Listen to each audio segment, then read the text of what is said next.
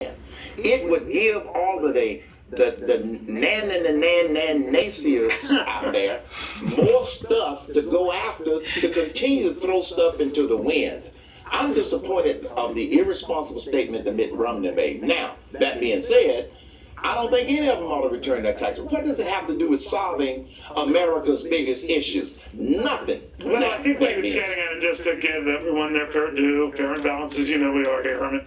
That Exactly. better to find out if there are any problems there, any exaggerations there, or any misrepresentations there now before everything hits the fan. And he freely admitted that Mitt Romney had gotten out a lot of this tax material maybe much earlier. The party could have been saved some of the dragging through the mud that he went through. Had he said that, you know, and you're a very good numbers man here, that a tax return certainly doesn't show your worth. It doesn't show every detail. So it might just tell how much you made, how many taxes you paid off of that income, but a little more than that. But Neil, this is my point.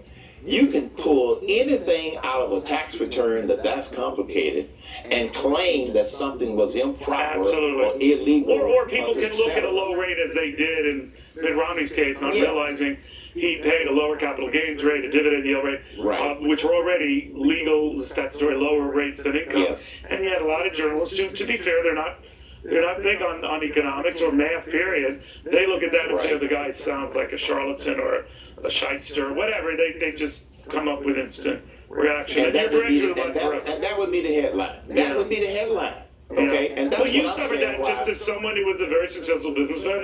They come through everything. So it is, you're right. Even Governor Mike Huckabee provided decades worth of returns, discovered after the fact, it wasn't worth it, Neil. It's a bad move. Having said all the above, Herman, there is a lot of hand-wringing over the prospect of a Donald Trump, with a lot of the party leadership fearing, not all, I must stress, this is not an entire establishment poo-pooing at Trump, but a fear that he would go down in flames. Others argue he's widening the base, and whatever he loses among traditional, let's say, conservative voters, which is not a sure thing, by the way, he's more than making up for attracting other types of voters. What do you think? Well, what I think is, I think that the Republican establishment who are saying they will not support Trump if he's the nominee, I think it is insane and irresponsible. Secondly, worrying about how much they're going to dig up about Trump is no different than what the opposition is going to dig up about any candidate, and some of it is going to be outright lies. We know that. So I'm not overly concerned about what might be there when they have absolutely no evidence that there's going to be anything there. So I think that what's happening is 4 months ago, many of the establishment folk, they thought Trump was going to flame out. Well, he didn't. Now they're panicking. So now they're saying, some of them, not all, saying that they won't even support him if he's the nominee. That will be the death of the Republican Party. And it also will continue to tarnish the brand Republican if they go down that right. They ought to just say, we'll support whoever the nominee is. Now, it's one thing to work to try and get someone else the nomination. That's fine. But to work against somebody who happens to be leading, I think that that's insane and it's irresponsible. All right, my friend. Thank you very much, Herman Cain. It's very hard to say exactly what Mitt Romney is going to do, but it's raised some concerns that, wait a minute, is he going to disrupt anything Trump and just add to the confusion? Again, there's nothing that would indicate he wants to do that or will do that. We'll just get a better idea tomorrow. Caitlin Burns with Real Clear Politics, Ashley Pratt with LifeSet. Ashley, and we begin with you. If he doubles down on the tax thing, Mitt Romney tomorrow, or as some suspect, a minority suspect, Mitt Romney himself declares that he's going to come back in this race. Well, I don't think that he's going to do that. What I think he's going to do is bring himself into the conversation, and I think he'll do that quite smartly. I think right now, hell has no fury like a party scorn, and what we're seeing, last week the GOP was in panic mode, and this week after Super Tuesday, they are in full freak-out mode right now. And having Mitt Romney come out, no matter what announcement he makes tomorrow, he's, again, injecting himself into the conversation, making himself a possible viable nominee. if people want to rally around him. And I think that's what we really need to look at here. Despite what he says, he is, again, inserting himself into the conversation, and that might be his strategy going forward. You know, looking at this, Caitlin, and maybe it's just me, because, you know, I'm a bit of a math nerd, and then I'm a uber nerd at that. Donald Trump's got around 316 delegates. So he's a quarter of the way to the 1,237 you would need to be the Republican nominee, which also means he's 3/4 of the way not there. The closest guy to Ted Cruz is only 90 delegates behind at 226. Rubio is at 106. John Kasich, less of the factor. Carson, if he does formally step out, no factor. So I'm looking at the long road to come and all these winner-take-all states, primaries and caucuses this weekend. Anything can and likely will happen. We have another 20 states with proportional voting. We have a good 9 states with winner-take-all voting. That can dramatically change the course of events. So why is everyone getting all that love? Right. Well, a lot of Republicans I've talked to today have pointed to that math specifically and are looking at these states and saying, you know, Donald Trump hasn't won a majority support in the states that he has won.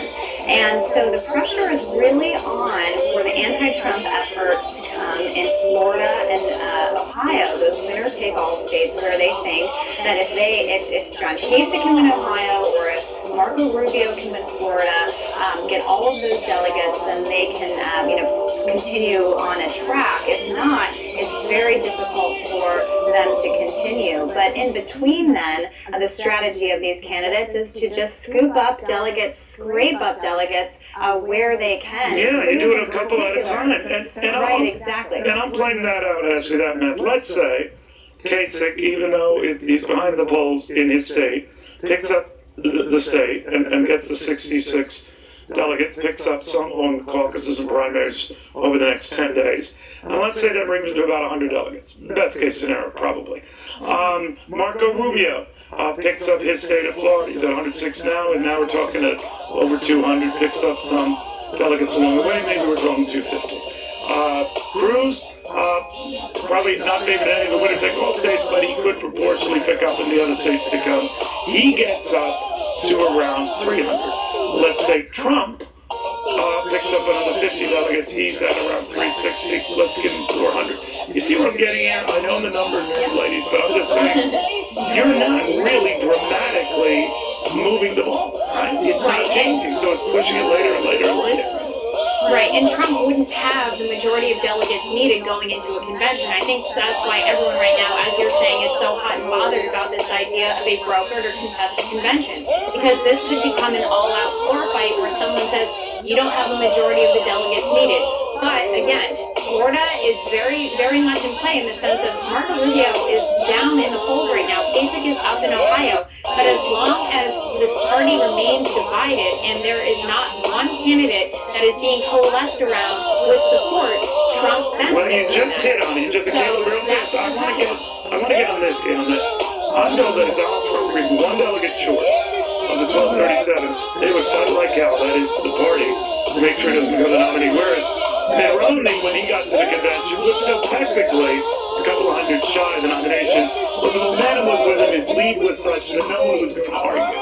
Now, if they mess with him that way, now you do have grounds for a real legitimate fight, and now you have reason for the Trump folks to say, whoa, right? Right, exactly. That is the risk that they run. The strategy right now is certainly to just prevent Trump from getting the necessary delegates, even if it's just by a few, and then fight it out in Cleveland. But they run the risk of alienating all of that support that Trump will have collected by then. And so I do think it's going to be a very difficult fight, even if they do make it through Florida and Ohio. I'm talking about the anti-Trump effort and face Trump. They're going to face really a large backlash, and I think it has potential to backfire. And it also guarantees the Hillary nomination. I don't know about that. I don't know. I will remind people here, you need 1,237. Donald Trump is the best case right now, but he's got only a quarter of the delegates to do so. And he's up all of about 90 delegates over the next guy. So here's a message to everyone saying that this race is over. I don't care whether you like Donald Trump or any other guy. It's not. Everyone calm down. Take a chill pill. Or I'm going to personally give each and every one of you Percocet. Cigarette. take a moment to address my fellow veterans, because I know there are so many of you. At their records and what they have stood for and done in the past. And this is about the vote for the Iraq War, and then Senator Clinton really championing that. It is about her being the architect and major pusher in the administration for the overthrow of Gaddafi in Libya, which, the New York Times laid out very clearly last weekend what the consequences of that were. A failed state, chaos, loss of life, and now ISIS and Al-Qaeda having a stronghold in that country that they didn't have before. And now to the present day with Syria, this is something we're dealing with right now, and that our next commander-in-chief will very... Okay? And joining me now is Republican Congressman Tom Marino of Pennsylvania. He's one of just a handful of members of Congress to endorse Donald Trump. Trump picking up a couple of congressional endorsements in the past week. Congressman, thanks for joining us. I want to start just with a couple of headlines this morning. This is what the political world is waking up to after Super Tuesday Politico, the day the Republican Party ruptured. The New York Times says the GOP split widens to a chasm. The Washington Post calls it a nightmarish Super Tuesday for the GOP establishment. We were talking about this a bit in the last block. It is customary for sort of overheated talk to dominate in a political campaign, in a presidential campaign, but something different is happening in this race, isn't it? Sure is, and thank you for having me on your program. I appreciate it. The political pundits and the publications, I don't pay attention to them. What I pay attention to are the people in my district, the people across the state of Pennsylvania, who overwhelmingly want Donald Trump. He's a leader, he's created jobs, and he's signed the front of paychecks. So he's one that, he's a maverick, like I am. He isn't politically correct all the time, and he's not afraid to tell it like it is. And he is saying exactly what my constituents and people across this country have on their mind. Well, some of the things he said, of course, and some of the reason you have that fear from the Republicans, this idea of saying, we're going to ban Muslims from coming into the United States. What's your take on this? Is that a good idea? You know why I think it's a good idea is because just what the director of the FBI said. We don't know who's coming into this country. The borders are open, and we should be checking people coming into this country, particularly terrorists or potential terrorists. So there's no security on the border. But, really the issue is the policymakers here in D.C. They are scared to death of Donald Trump. The people who set policy for themselves and the hardworking taxpayers have to abide by that, and it hurts them.